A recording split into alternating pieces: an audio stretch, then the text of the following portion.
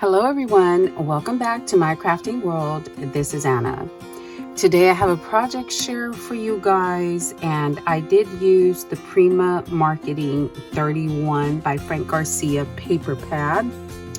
So I've made quite a few projects with this and I still have quite a bit of paper left.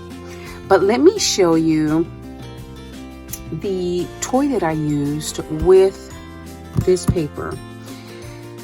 Okay, so I was watching Carol Hurlock, so it's her fault that I went out and spent more money. Carol, I doubt that she's watching, but thank you. It was a lot of fun.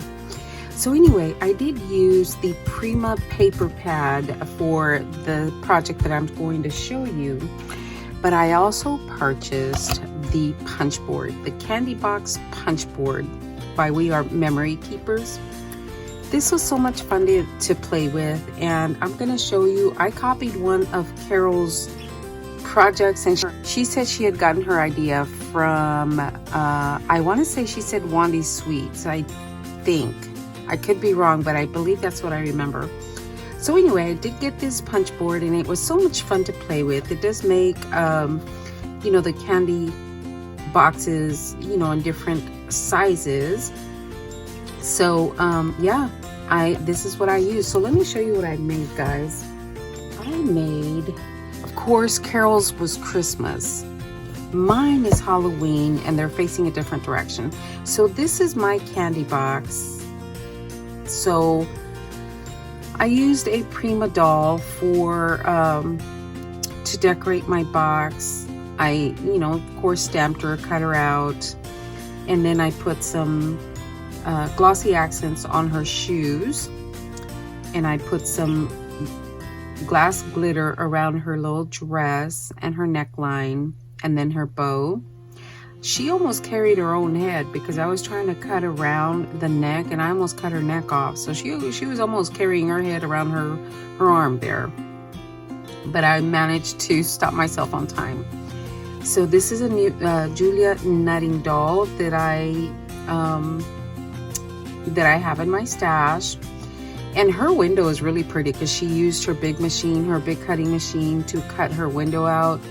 Well, I didn't feel like setting mine up and all that good stuff, so I just cut a square out of mine, and I put some bling all the way around. I did use the Black Cat Happy Halloween paper for the box. There we go.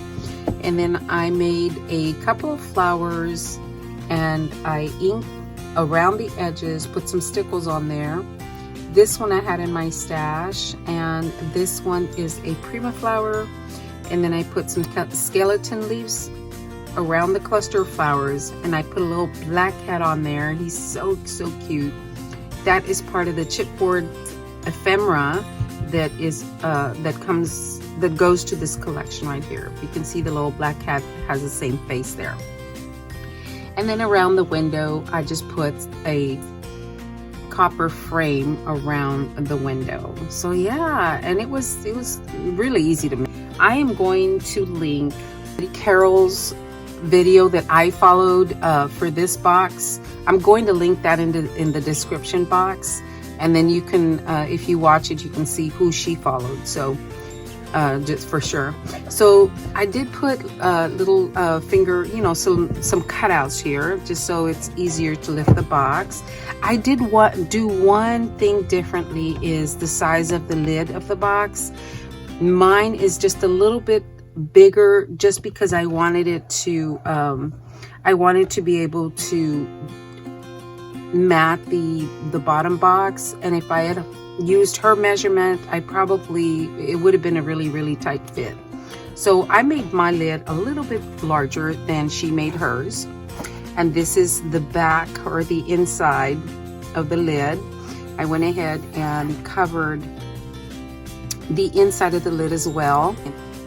So that is the lid, and here are my candy boxes. I haven't put anything in there, but I just thought they were so cute. Now let me take these out so I can show you the inside of the box. I used the ghost page for the inside of the box, and I did line the outside. and I did nothing to the back. I didn't do anything to the back. So there is the box itself. I just love the way it turned out. It was so much fun to make, actually. There we go, that's our box. And here are the candy boxes that go inside. Now, like I said, I haven't put anything in there. On the candy boxes, she decorated hers this way because she put words on hers, and I did mine this way because that's the way I cut my paper. And they are, I mean, really simple to make with the punch board. Seriously, guys, it's really, really easy to make. And I just cut out, these are nesting dies that I have in my stash. I just did one in the copper, one in pattern paper, and then I put a Prima flower on the top, and I put some little bling pieces on the top and bottom. And then I used some orange ribbon to tie the ends. So yeah, they're really, really easy to make. They're all the same, except the paper does change. The flower, there's a couple different flowers in there, but the box just ties with the ribbon and it opens that way.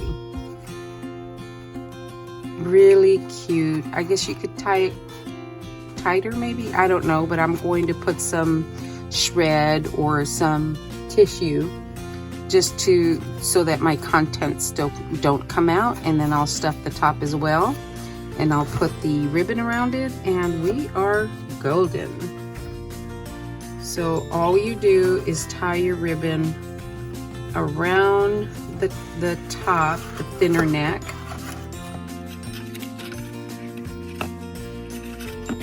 and they are good to go. I had so much fun. I think I'm gonna make one of these for each of my grandbabies and fill them up with goodies, and yeah, and give it to them for Halloween.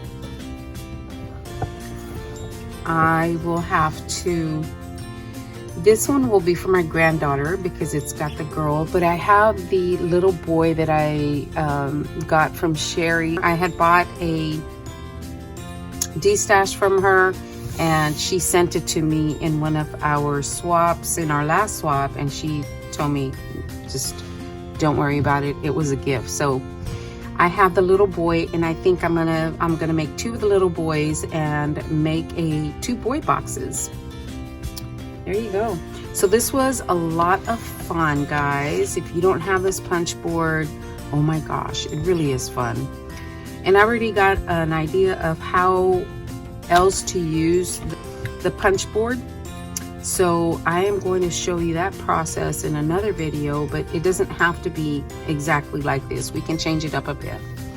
All right, guys, thank you so much for watching. I hope you enjoyed what I have shared with you, and y'all have a great day. Thanks a lot, guys.